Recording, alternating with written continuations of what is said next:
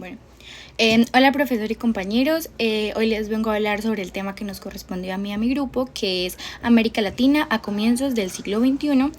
Y los integrantes de este grupo son Juan Esteban Hernández Ruiz, Chiara Sujei Martínez Cadena, Silvia Isabela Morales Rodríguez y mi persona, Dana Isabela López Ariza. Los voy a pasar con mis compañeros para que les expliquen el tema. Buenos días, hoy vamos a hablar sobre cómo cambió América Latina políticamente a comienzos del siglo XXI y cómo muchos de esos cambios todavía influyen en la región en la actualidad. Para entender estos cambios, primero debemos recordar cómo era América Latina a finales del siglo XX. En esa época muchos países atravesaban crisis económicas, altos niveles de pobreza, desempleo, desigualdad social y descontento con los gobiernos tradicionales que habían en ese momento. Además, las políticas económicas aplicadas en varios países no lograron resolver todos estos problemas, por lo que muchas personas comenzaron a exigir un cambio.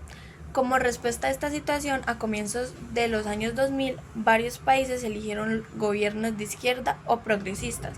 Estos gobiernos prometían aumentar la inversión en educación, salud e infraestructura, fortalecer el papel del Estado en la economía, reducir la pobreza y brindar más apoyo a los sectores de menores ingresos.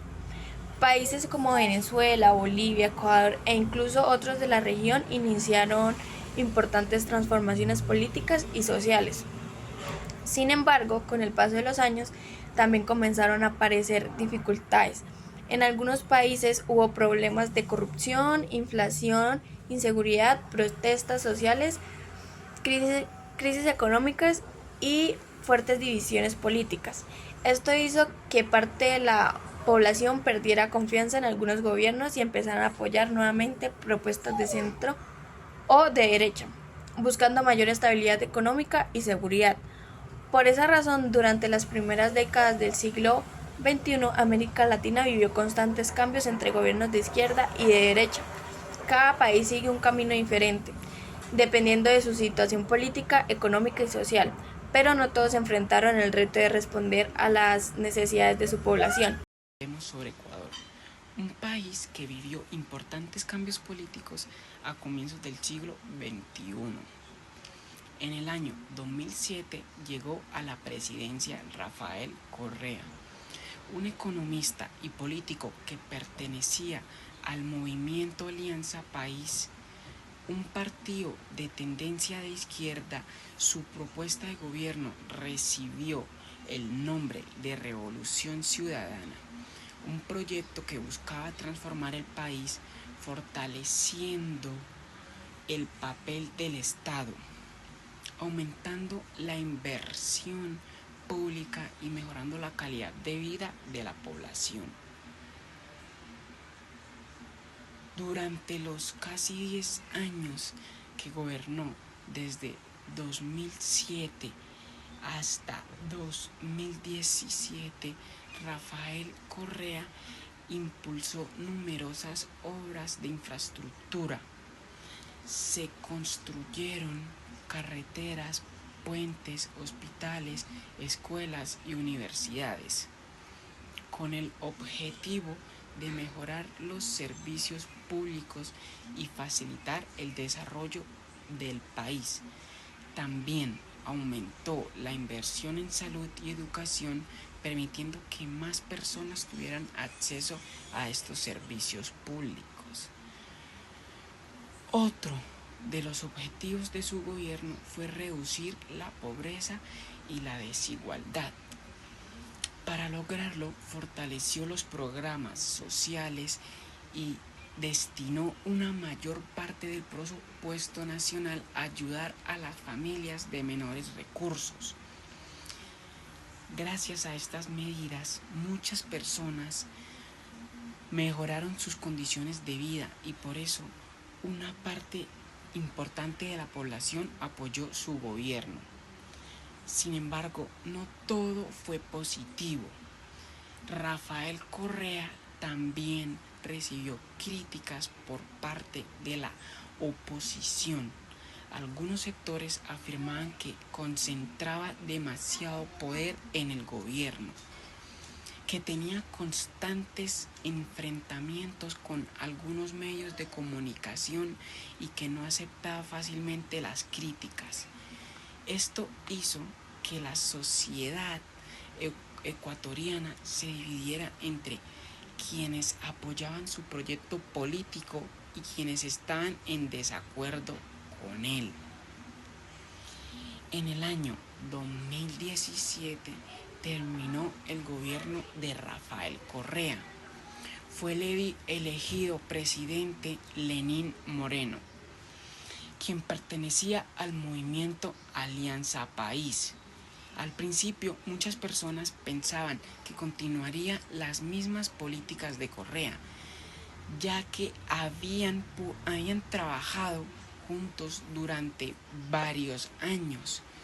Sin embargo, poco después comenzaron a surgir diferencias entre ambos.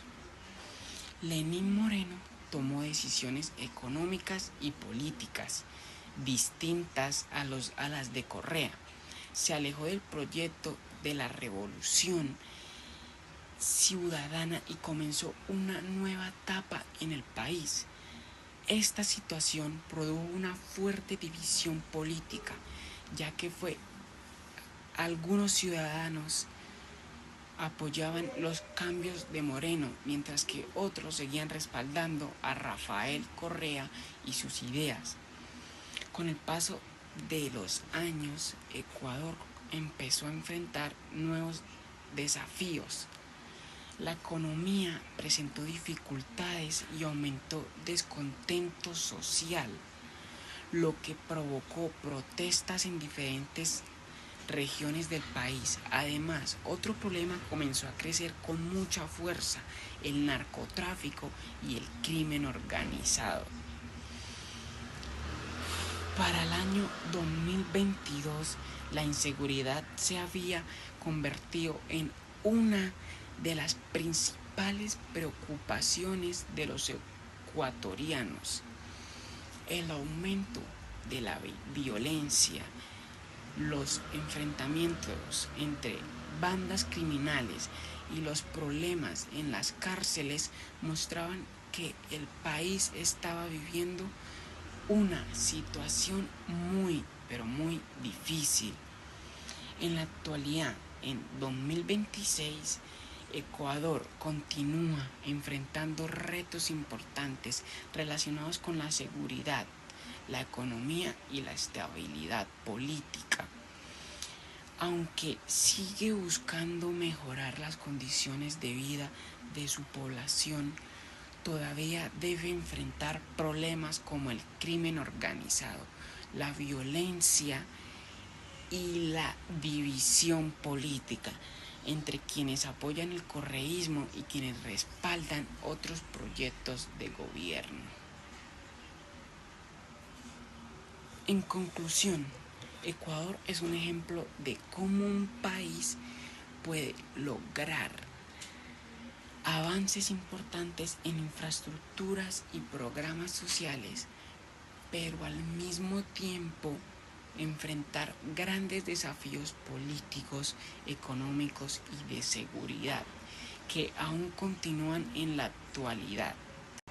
Ahora hablemos sobre Chile, un país que, a diferencia de otros de América Latina, se caracterizó por la alternancia política, es decir, el cambio entre gobiernos de izquierda y de derecha mediante elecciones democráticas. Esto demuestra que la población buscaba diferentes propuestas para enfrentar los problemas económicos y sociales del país. En el año 2006 fue elegida presidenta Michelle Bachelet, representante de la coalición de izquierda. Ella hizo historia al convertirse en la primera mujer en gobernar Chile.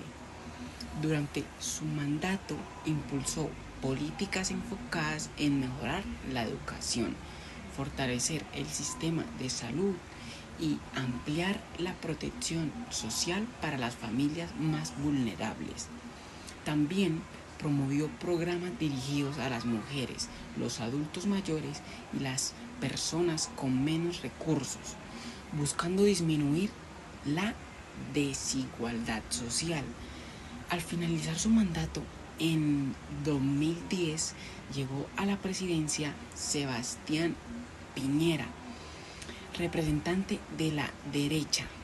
Su gobierno tuvo como objetivo impulsar el crecimiento económico, aumentar la inversión privada y generar más empleo. Ese mismo año ocurrió un hecho muy importante, porque hubo un fuerte terremoto de magnitud 8.8. Afectó grande parte del país. El gobierno tuvo que destinar muchos recursos a la reconstrucción de viviendas, carreteras, hospitales y escuelas, además de apoyar a miles de familias afectadas por el desastre. En 2014, Michelle Bachelet volvió a ser elegida presidenta. Durante este segundo mandato propuso importantes reformas en educación, tributación y otros sectores del Estado. Su intención era ofrecer una educación más accesible y reducir las desigualdades entre los ciudadanos. Aunque muchas personas apoyaron estas reformas, otras consideraban que no resolvían todos los problemas del país, por lo que continuó el debate político. Uno de los momentos más importantes de la historia reciente de Chile ocurrió en 2019, cuando comenzó el llamado estallido social. Todo inició con el aumento del precio del transporte público en Santiago de Chile, pero rápidamente las protestas crecieron porque muchas personas expresaban su inconformidad con el alto costo de vida, las pensiones, la educación, la salud y la desigualdad social. Miles de ciudadanos salieron a las calles para pedir cambios profundos y un país con mayores oportunidades para todos. Como consecuencia de estas manifestaciones, el gobierno aceptó iniciar un proceso para elaborar una nueva constitución, con el objetivo de reemplazar la que estaba vigente desde la época de la dictadura de Augusto Pinochet. Este proceso mostró el interés de muchos chilenos por modernizar las instituciones del país y fortalecer la democracia. Ya para el año 2022, Chile seguía trabajando en responder a las demandas de la población y en encontrar acuerdos sobre las reformas que el país necesitaba. Aunque la economía chilena era una de las más estables de América Latina, existían problemas relacionados con la desigualdad social y el costo de vida. En la actualidad, en 2026, Chile continúa siendo uno de los países con mayor desarrollo económico de la región. Sin embargo, sigue enfrentando desafíos importantes como reducir la desigualdad, mejorar los servicios públicos, fortalecer la seguridad y responder a las necesidades de la población mediante el diálogo y la participación democrática. Durante varias décadas, Cuba mantuvo una relación muy difícil con Estados Unidos debido al bloqueo económico y a las diferencias entre sus sistemas políticos. Sin embargo, entre los años 2013 y 2016 ocurrió un cambio muy importante. Los presidentes Raúl Castro y Barack Obama iniciaron un proceso de acercamiento para mejorar las relaciones entre ambos países. Se reabrieron las embajadas y en 2016 Obama visitó La Habana, siendo el primer presidente de Estados Unidos en hacerlo después de muchos años. Este hecho fue visto como un momento histórico porque muchas personas esperaban que mejorara la economía cubana, aumentara el turismo y se fortalecieran las relaciones internacionales. Actualmente, Cuba continúa enfrentando dificultades económicas, escasez de alimentos y medicamentos, problemas con el suministro de energía y una fuerte migración de ciudadanos hacia otros países. Aunque en algunos momentos hubo intentos de mejorar las relaciones con Estados Unidos, todavía existen diferencias políticas y económicas que afectan el desarrollo del país. En Bolivia, Evo Morales llegó al poder en 2006 y se convirtió en el primer presidente indígena del país. Su gobierno impulsó importantes cambios como la nacionalización de los hidrocarburos y otras empresas estratégicas, además de promover una nueva constitución que reconoció a Bolivia como un estado plurinacional y dio mayor participación a los pueblos indígenas. Muchas personas apoyaron estas reformas porque consideraban que representaban mejor a la población, mientras que otros sectores criticaron algunas decisiones del gobierno y el tiempo que Morales permaneció en el poder. En la actualidad, Bolivia sigue viviendo divisiones políticas entre quienes apoyan el proyecto iniciado por Evo Morales y quienes consideran que el país necesita un cambio de liderazgo. Además, continúa enfrentando retos económicos y sociales, aunque sigue siendo un referente en América Latina por la participación de los pueblos indígenas en la política. En Paraguay, Fernando Lugo ganó las elecciones de 2008, poniendo fin a muchos años de gobierno del Partido Colorado. Su llegada al poder representó un cambio importante en la política del país. Sin embargo, en 2012 fue destituido mediante un juicio político muy polémico, lo que generó críticas de varios países y abrió un debate sobre la estabilidad de la democracia paraguaya. Después de estos acontecimientos, el Partido Colorado regresó al gobierno con Horacio Cartes. Actualmente, Paraguay mantiene una economía relativamente estable en comparación con otros países de la región. Sin embargo, todavía enfrenta desafíos como la corrupción, la desigualdad social y las críticas por la concentración del poder político. Estos temas siguen siendo importantes en el debate público y representan algunos de los principales retos para el futuro del país. Bueno, yo les voy a hablar sobre Honduras. En Honduras, Manuel Zelaya llegó a la presidencia en el año 2006 como candidato del Partido Liberal. Durante su gobierno comenzó a acercarse a ideas de izquierda e impulsó un nuevo proceso constituyente con el apoyo de varios sectores populares. Su intención era realizar reformas políticas que, según sus seguidores, permitieran modernizar el país y dar una mayor participación a la población. Sin embargo, estas propuestas generaron un fuerte rechazo por parte de sectores tradicionales, empresarios, partidos políticos, la iglesia y las fuerzas militares, quienes consideraban que Zelaya estaba intentando cambiar la constitución para poder mantenerse en el poder.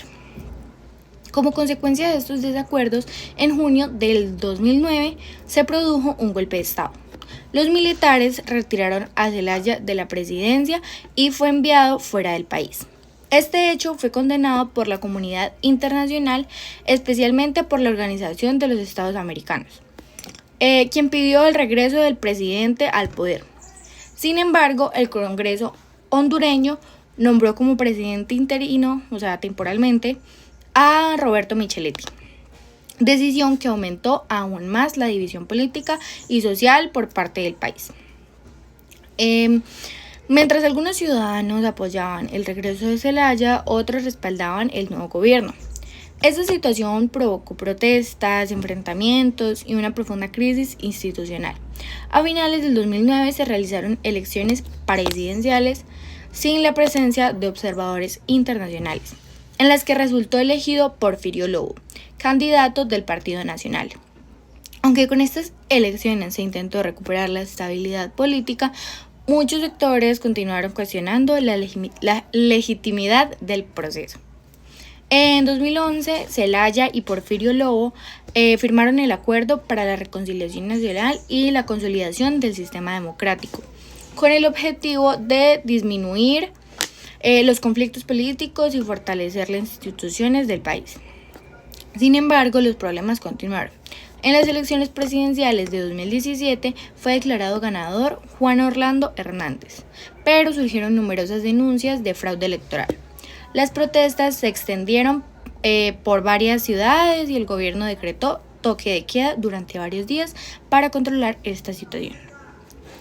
Con lo que yo lo puedo relacionar en el 2026 es que actualmente Honduras continúa enfrentando importantes desafíos.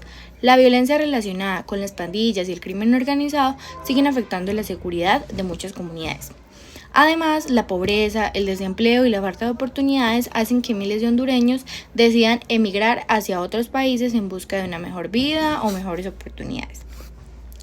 Aunque el país ha tenido cambios de gobierno y algunos avances institucionales, todavía trabaja para fortalecer su democracia, reducir la corrupción y mejorar las condiciones de vida de su población. Bueno, ahora les voy a hablar sobre Brasil. En Brasil, Dilma Rousseff fue elegida presidenta en el año 2010, convirtiéndose en la primera mujer en ocupar ese cargo en la historia del país. Pertenecía al Partido de los Trabajadores y sucedió en la presidencia de Luiz Inácio Lula da Silva, quien había alcanzado una gran popularidad gracias a sus programas sociales y al crecimiento económico registrado durante sus gobiernos. En sus primeros años como presidenta, Dilma mantuvo muchas de las políticas sociales impulsadas por Lula. Sin embargo, durante su segundo mandato comenzaron a aparecer graves problemas económicos, el crecimiento del país disminuyó, aumentó el desempleo y muchas personas manifestaron su inconformidad con el gobierno. Al mismo tiempo surgieron importantes investigaciones por corrupción, especialmente relacionadas con la empresa estatal Petrobras, que afectaron la confianza de la población en la clase política. Las protestas ciudadanas crecieron y la alianza política que sostenía el gobierno comenzó a debilitarse. Finalmente, en 2016, el Congreso llevó a cabo un juicio político y Dilma Rousseff fue destituida de la presidencia por supuestas irregularidades fiscales. Tras su salida del poder asumió el vicepresidente Michel Temer, quien prometió recuperar la economía y estabilizar el país. Sin embargo, su gobierno también enfrentó un fuerte rechazo popular y varias acusaciones de corrupción. Ese mismo año, Brasil organizó los Juegos Olímpicos de Río de Janeiro en el 2016. Un evento muy importante para el país. A pesar de ser una celebración deportiva mundial, muchas personas aprovecharon la atención internacional para realizar protestas contra el gobierno y expresar su inconformidad con la crisis económica, la corrupción y la situación política. Esto lo puedo relacionar en el 2026 con que en la actualidad Brasil sigue siendo una de las economías más importantes de América Latina y un país con gran influencia internacional. Años después de haber dejado la presidencia, Luiz Inácio Lula da Silva regresó nuevamente al poder, lo que demuestra que el país continúa políticamente dividido entre distintos sectores ideológicos y pues hoy Brasil enfrenta desafíos como la reducción de la pobreza, la recuperación económica, el combate a la corrupción, la protección de la Amazonía y la búsqueda de un mayor equilibrio entre el desarrollo económico y la conservación del medio ambiente. Bueno, ahora vamos con México. Durante muchas décadas México fue gobernado por el PRI, que significa Partido Revolucionario Institucional. Este partido fue fundado en 1929 y gobernó el país durante más de 70 años. Su objetivo principal era mantener la estabilidad política después de la Revolución Mexicana, fortalecer el gobierno e impulsar el desarrollo económico. Durante sus gobiernos se construyeron carreteras, escuelas, hospitales y otras obras importantes para el país. Sin embargo, con el paso de los años, muchas personas comenzaron a criticar al PRI porque hubo casos de corrupción, desigualdad y porque permaneció demasiado tiempo en el poder, lo que hacía que muchos ciudadanos sintieran que no existía un verdadero cambio político. En el año 2000 ocurrió un hecho histórico en México. Después de más de 7 décadas de gobiernos del PRI, ganó las elecciones el PAN, que significa Partido Acción Nacional, con Vicente Fox como presidente. El PAN proponía un gobierno más democrático, con mayor transparencia y un cambio en la forma de administrar el país. Muchas personas vieron este momento como el inicio de una nueva etapa política, ya que por primera vez otro partido diferente al PRI llegaba a la presidencia mediante elecciones. Entre el 2006 y el 2012 gobernó Felipe Calderón, quien también pertenecía al PAN. Durante su mandato tomó una de las decisiones más importantes y polémicas de la época: iniciar una fuerte lucha contra los carteles del narcotráfico. Para ello utilizó el ejército y a las fuerzas de seguridad con el objetivo de debilitar a los grupos criminales. Aunque la intención era mejorar la seguridad y proteger a la población, esta estrategia provocó un aumento de los enfrentamientos entre los carteles y las autoridades. Como consecuencia, creció la violencia, los homicidios y la inseguridad en muchas regiones del país, afectando la vida de miles de familias mexicanas. En 2012, el PRI volvió a ganar las elecciones con Enrique Peña Nieto.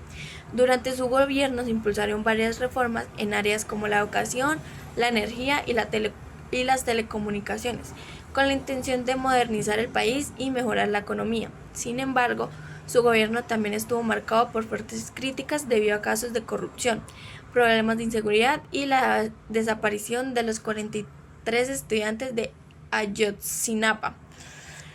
Un hecho que generó indignación tanto en México como en otros países. Para el 2022, México seguía enfrentando importantes desafíos. El narcotráfico, la violencia y la corrupción continuaban siendo problemas difíciles de resolver. A pesar de estas dificultades, México seguía siendo una de las economías más importantes de América Latina y mantenía una estrecha relación comercial con Estados Unidos, especialmente gracias al intercambio de productos y servicios. En conclusión, la historia política de México en el siglo XXI ha estado marcada por cambios de gobierno, intentos de mejorar la seguridad y la economía, pero también por grandes retos que aún continúan afectando al país. Bueno, ahora seguimos con Argentina. En Argentina, entre los años 2007 y 2015, gobernó Cristina Fernández de Kirchner, quien fue la primera mujer elegida como presidenta del país por voto popular. Su gobierno fue de tendencia izquierdista o progresista y buscó aumentar la participación del Estado en la economía y apoyar a los sectores más vulnerables. Durante su mandato se implementaron programas sociales como la asignación universal por hijo, se aumentaron las jubilaciones y se impulsaron políticas para proteger la industria nacional. También se aprobó la Ley de Identidad de Género, considerada un avance importante en derechos humanos. Además, el gobierno recuperó el control de la empresa petrolera YPF, argumentando que era un recurso estratégico para el país. Sin embargo, con el paso de los años comenzaron a aparecer dificultades. Argentina enfrentó problemas de inflación, conflictos económicos, protestas sociales y fuertes enfrentamientos entre el gobierno y algunos sectores empresariales y medios de comunicación. Todo esto hizo que una parte importante de la población perdiera la confianza en el gobierno. Por esa razón, en 2015 fue elegido el presidente Mauricio Macri, quien representaba una propuesta de centro derecha. Su gobierno buscó reducir la intervención del Estado en la economía, disminuir algunos subsidios y aplicar medidas económicas más liberales para atraer inversiones y mejorar la situación económica. Sin embargo, estas decisiones también generaron críticas porque provocaron aumentos en las tarifas de los servicios públicos y dificultades para muchas familias. Actualmente, Argentina continúa enfrentando uno de los mayores problemas de su historia reciente, la inflación y crisis económica. Muchas familias han visto disminuir su poder adquisitivo y el costo de vida ha aumentado considerablemente. Esto ha provocado que la población busque nuevas alternativas políticas con la esperanza de encontrar soluciones rápidas. Además, el país sigue muy dividido políticamente. existen diferentes opiniones sobre cuál es el mejor modelo económico y social para superar la crisis. A pesar de estas dificultades, Argentina continúa siendo uno de los países más importantes de América Latina y sigue buscando recuperar la estabilidad económica y mejorar la calidad de vida de sus habitantes. Bueno, ahora les voy a hablar de Venezuela. En 2013, después de la muerte del presidente Hugo Chávez, se realizaron elecciones presidenciales en las que resultó elegido Nicolás Maduro, quien hasta ese momento había sido vicepresidente. Su victoria fue muy ajustada y desde el comienzo de su mandato surgieron cuestionamientos por parte de la oposición. Durante los primeros años de su gobierno, Venezuela empezó a vivir una crisis profunda, económica e institucional. Uno de los principales problemas fue la escasez de alimentos, medicamentos y productos básicos, lo que obligó al gobierno a establecer controles de precios y sistemas de racionamiento para algunos productos de la canasta familiar. Además, el gobierno realizó varios aumentos del salario mínimo y del precio de la gasolina. Sin embargo, estas medidas no fueron suficientes para solucionar los problemas económicos. El valor del bolívar se devaluó constantemente y al mismo tiempo los precios internacionales del petróleo bajaron considerablemente. Como Venezuela depende en gran parte de las exportaciones de petróleo, esta situación redujo los ingresos del Estado y agravó aún más la crisis. Como consecuencia, el país experimentó una hiperinflación, es decir, un aumento extremadamente rápido de los precios. Muchas familias perdieron su poder adquisitivo porque el dinero cada vez alcanzaba para comprar menos productos. Esto provocó un deterioro de la calidad de vida de millones de venezolanos. En el ámbito político, el gobierno también enfrentó importantes dificultades. En las elecciones parlamentarias de 2015, la oposición obtuvo una amplia victoria al conseguir 112 a los 166 escaños de la Asamblea Nacional. Era la primera vez en muchos años que el oficialismo del poder legislativo. Después de perder esa mayoría, Nicolás Maduro convocó en 2017 una Asamblea Nacional Constituyente, con el argumento de que era necesaria para superar la crisis política y defender al país de una supuesta conspiración internacional. Sin embargo, la oposición, Fiscalía General y numerosos gobiernos y organismos internacionales rechazaron esta medida porque consideraban que era institucional y debilitaba la democracia venezolana. La creación de la Asamblea Constituyente provocó grandes manifestaciones, tanto a favor como en contra del gobierno.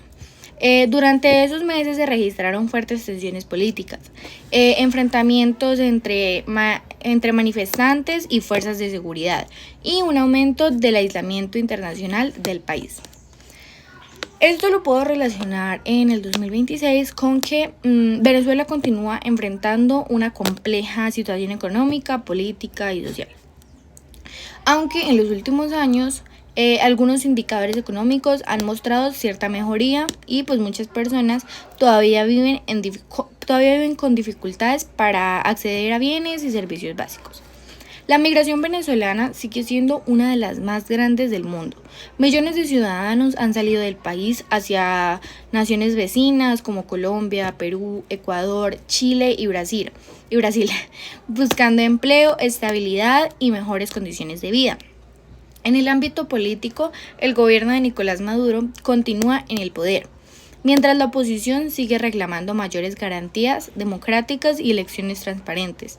Además, el país enfrenta desafíos relacionados con las sanciones internacionales, la recuperación económica y la reconstrucción de la confianza en sus instituciones. Conclusión.